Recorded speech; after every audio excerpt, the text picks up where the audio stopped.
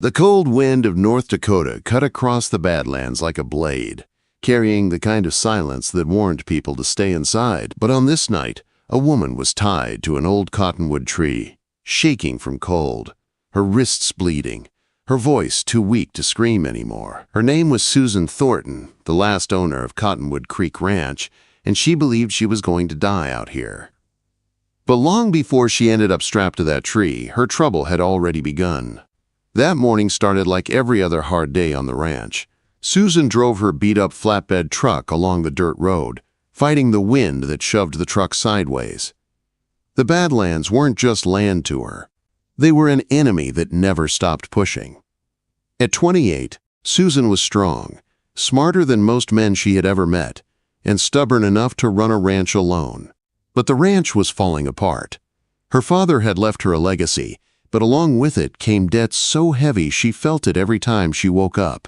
Her only hope now was Sunfire, her golden Palomino mare. Sunfire was perfect, beautiful, and the last pride of the Thornton bloodline. The Dakota Breeders' auction was the next morning. Selling Sunfire would hurt, but it might be the only way to save the ranch from foreclosure. Susan stepped out of the truck and looked across the pasture. Sunfire stood in the fading light like a treasure painted in gold. The mare lifted her head when she saw her, soft eyes glowing with trust. Susan touched the fence and let out a slow breath. "This is it, girl," she whispered. "Tomorrow you save the ranch." But trouble didn't come only from debt. Trouble came with a slick smile and a brand new black pickup truck. Andrew Macy. His ranch sat on the east side, a massive corporate spread that swallowed smaller ranches whole. He had been circling Susan like a wolf waiting for her to fall. His voice was smooth, his boots shiny, and his sympathy fake. Every time he spoke, she felt trapped, as if he were already dragging her land into his empire. And beside him, always silent, always watching, was Marcus Grit Ryland, a wide-shouldered foreman with dead eyes and a dangerous stillness. He handled animals like they were objects, not living creatures. Susan kept her distance from both men. Something inside her warned that if she ever let them get close, they would take everything she had left. But the Badlands held more than greedy men. They held a legend. Cypher, a massive, jet-black wild stallion who ruled the ridges like a king. Locals whispered about him. Some said he was a phantom. Some said he was cursed. But everyone agreed he was smart. Too smart. He broke fences, lured mares away, and always vanished before anyone could catch him. Susan and Cypher had been battling for months. She chased him off her land. He pushed her fences to test her.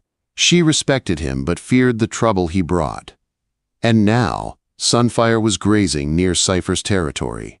One mistake could cost her everything. The mistake came with a ping on her phone.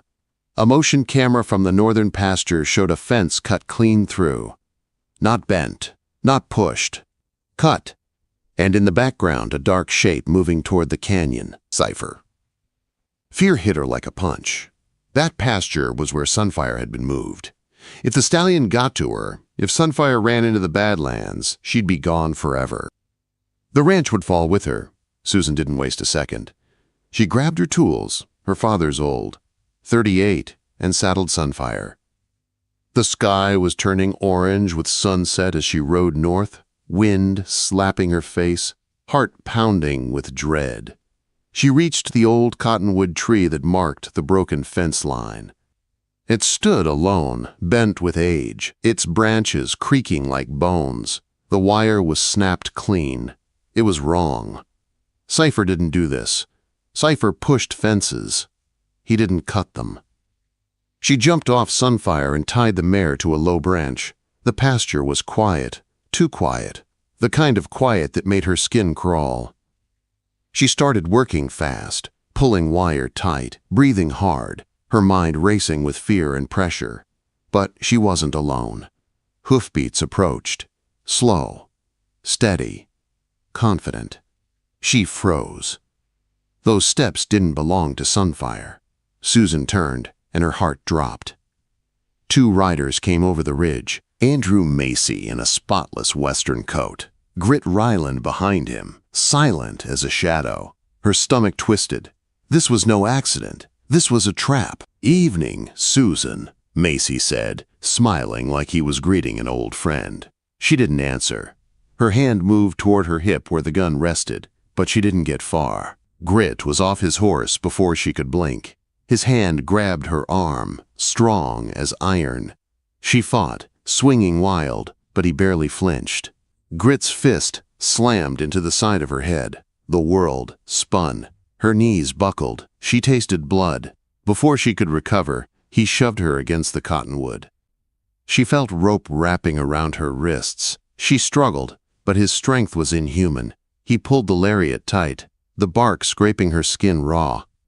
Susan's breath turned into a sharp gasp. She was tied, pinned, helpless. Macy walked to Sunfire, stroking the mare's neck like she already belonged to him. "She's mine now," he said. "Andrew," Susan begged, "please, you can't." But he only smiled, took Sunfire's lead rope, and turned away. "We'll say you sold her to me," he said coldly. "People will believe that. And as for you, people get lost out here all the time." Then he rode away, taking Sunfire with him. The wind fell silent. And Susan was alone in the growing darkness, tied to a tree in the Badlands, freezing, bleeding, and terrified. Hours passed. Her screams faded into the night. Coyotes circled. Her strength slipped away, and when she finally lost all hope, when her mind began to drift into darkness, a shape appeared on the ridge, massive, black, silent. The wild stallion. Cypher. And he was walking straight toward her. Cypher stood on the ridge like a shadow pulled from the night sky. His black coat caught the weak moonlight, turning him into something unreal. Something powerful. Something wild. Susan blinked through the blur of cold and tears. At first she thought she was dreaming. Her body was shutting down, drifting toward sleep, the kind you never wake up from. But then Cypher moved. Slow, silent, purposeful.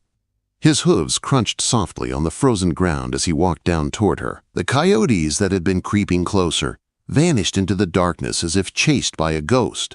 When the stallion reached her, he let out a sharp snort. His breath puffed in the freezing air like smoke. His ears pinned back, not in anger at her, but at the smell around her. Fear, blood, human danger.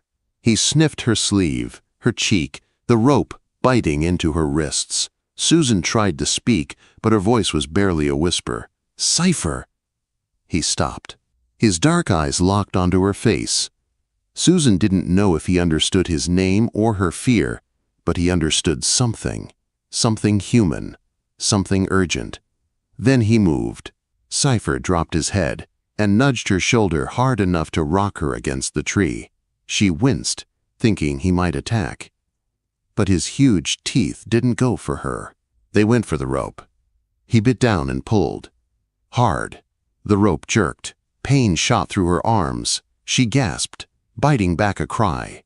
Cypher didn't stop. He clamped his jaws onto the lariat again and ripped at it with the full power of his neck and shoulders. The rough rope shredded strand by strand. He worked fast, almost frantic, snorting with every pull. Susan felt every jerk shake her body. She felt the fibers snap one by one. Her wrists burned. Her shoulders throbbed. She didn't care. This wild horse, the same horse she had chased off her land, was fighting for her. With a final violent snap of his head, the last strand broke. The rope fell. And Susan collapsed forward, hitting the cold dirt. She was free, but too numb to move. Her hands throbbed in sharp, stabbing waves, blood trickling down her arms. Cypher nudged her again, more urgently this time. She tried to push herself up, but her legs didn't respond. The cold had sunk deep into her bones. She was close to the point where the body stops shivering, the dangerous edge of hypothermia. "Please," she whispered. Cypher nudged her harder. Then again, pushing. forcing her, ordering her, move. Somehow she got her knees under her. She stood, stumbled, fell. Cypher stepped beside her, blocking her fall with his massive shoulder. He didn't let her drop again. He angled himself so she was pressed against his warm body. He guided her like a shepherd driving a weak lamb, pushing her in the direction of the distant ranch lights. Every step felt like climbing a mountain with broken bones. Her boots dragged. The world tilted. Her breath came in short, painful bursts. But Cypher kept her moving. When coyotes yipped nearby, he swung around, placing his body between her and the sound. His ears laid flat, his muscles tensed. He stomped the ground once, warning anything nearby that he was ready to fight. And the coyotes scattered. Susan leaned on him again, crying quietly from pain and cold. "Thank you, just don't leave me." He didn't. The long night felt endless, the sky stayed black, the wind cut her face. Every few steps she stumbled, but Cypher would nudge her forward, refusing to let her fall again. His warmth kept her from freezing. His instincts kept her alive. When dawn finally broke, Susan wasn't sure if she was awake or dreaming. The pale gray light slowly revealed the shape of her own ranch ahead. Ben, her ranch hand, stepped out of the bunkhouse, holding a cup of coffee. The cup fell from his hand, shattering on the ground when he saw her. "Susan, what happened?" She tried to speak, but her voice came out as a broken whisper. She pointed toward the ridge. Ben followed her trembling hand. There, standing tall on the ridge, was Cypher. Black. Silent. Watching. As Ben rushed to Susan and wrapped his coat around her, the stallion let out a low whinny. Then, with one strong toss of his head, he turned and disappeared back into the canyons, like a shadow melting into the land. "He saved me." Susan whispered before her knees buckled. Ben caught her just in time. They brought her inside, wrapped her in blankets, and tried to warm her hands. But Susan's mind was already racing. The cut fence, Macy's smug face, Grit's brutal hands, her stolen mare, Cypher's brand. The truth hit her with the force of a hammer. Macy wasn't after Sunfire alone. He had been hunting Cypher, a wild stallion worth millions, and he had left her to die so he could take them both. Once her strength returned enough to hold a phone, she called Sheriff Brody. He didn't believe her at first. Macy was a wealthy, respected man, but when Susan spoke one name, Xanadu Cross, the sheriff went silent. "You're saying Cypher is the lost stallion? The real one?" "Yes," she said, her voice trembling, "and Macy knows." From that moment on, everything changed. Sheriff Brody promised to meet her at the Dakota Breeders' Auction, the place Macy would try to sell Sunfire before anyone could prove she was stolen. Susan refused to rest. She refused to pretend she wasn't hurting. She wrapped her wrists, pulled on her father's old jacket, and climbed into Ben's truck. "We're getting her back," she said, voice cold with fury. 3 hours later, she stepped through the auction doors. The noisy hall fell silent. People stared at her bruises, her torn clothes, her swollen wrists. She didn't stop. She walked straight toward the stage, just as Sunfire was led under the bright lights. Macy turned. Their eyes met, and his face drained of color. He thought she was dead. He had planned it that way. But Susan Thornton had survived. And she was not done fighting. The auction hall buzzed with voices, money, and tension. Breeders from across the country filled the rows of seats, watching the parade of horses under the bright lights. But everything stopped the moment Susan walked in. Her face was bruised. Her wrists were wrapped in rough bandages.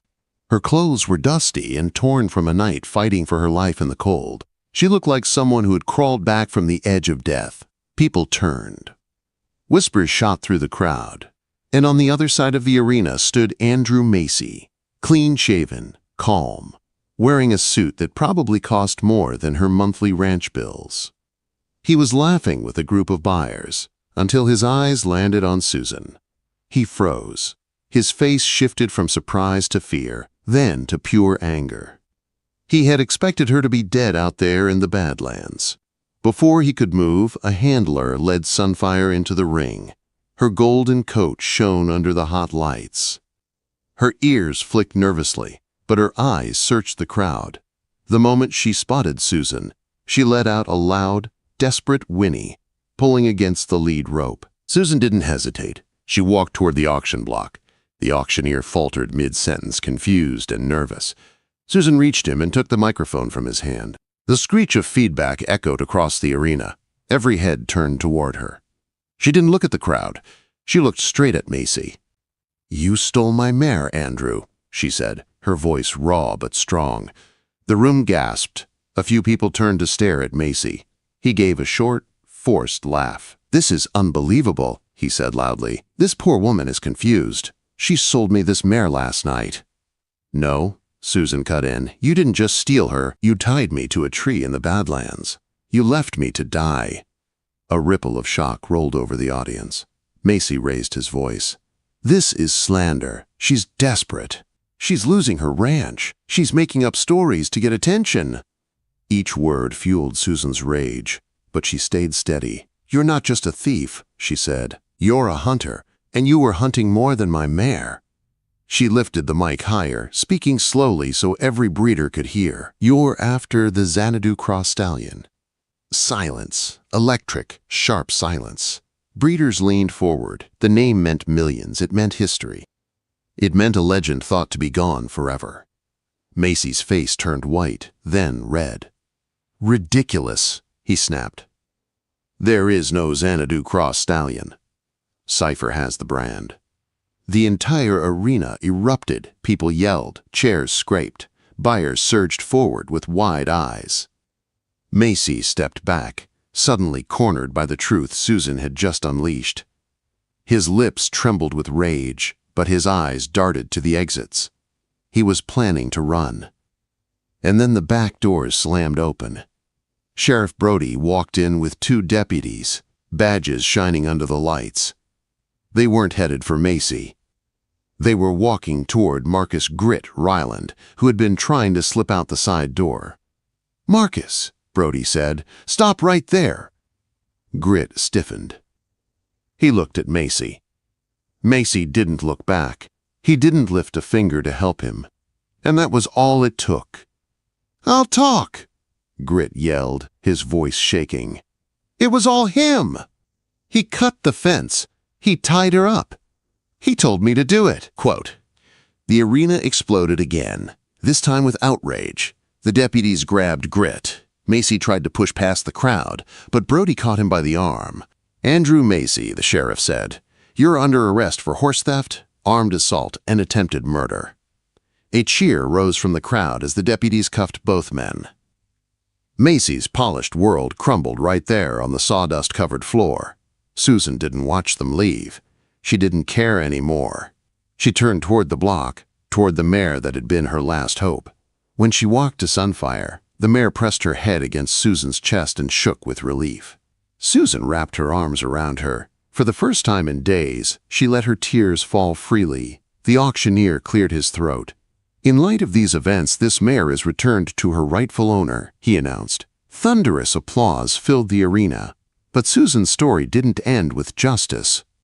2 days later, her ranch suddenly became the center of national attention. When word spread that Cypher, the wild stallion, was the true Xanadu Cross descendant, breeders from across the country came to her door. They weren't offering pity. They were offering contracts, money, support, staff. Her debt was wiped out in a single meeting. They paid to restore the ranch, rebuild the barns, replace the fences, and fund her future. All they wanted in return were rights to Cypher's future DNA, without ever capturing him, without ever breaking his freedom. Susan agreed, but she made one rule crystal clear. "Cypher stays wild," she said. "He saved me. No one puts a rope on him." And they honored it. 3 months later, Cottonwood Creek Ranch was alive again. Green pastures, fresh fences, a full crew of ranch hands. Sunfire grazed happily in her pasture, healed and calm. Susan rode her along the ridge one evening as the sunlight faded. Her heart felt lighter than it had in years. She had saved the ranch. She had faced death and survived. Then she looked north, toward the Badlands. On the highest ridge stood Cypher, silent, strong, watching her the way he did the night he saved her life. Susan smiled. Not a tired smile, but a real one, a grateful one. She lifted her hand in a quiet gesture of thanks. Cypher tossed his head, mane flying like a black banner in the wind. Then he turned and disappeared into the canyons, free, powerful, and forever untamed. Susan touched Sunfire's mane. "Let him go," she whispered. "He earned it." And she rode home across land she had nearly lost, with the wild stallion's spirit forever guarding it.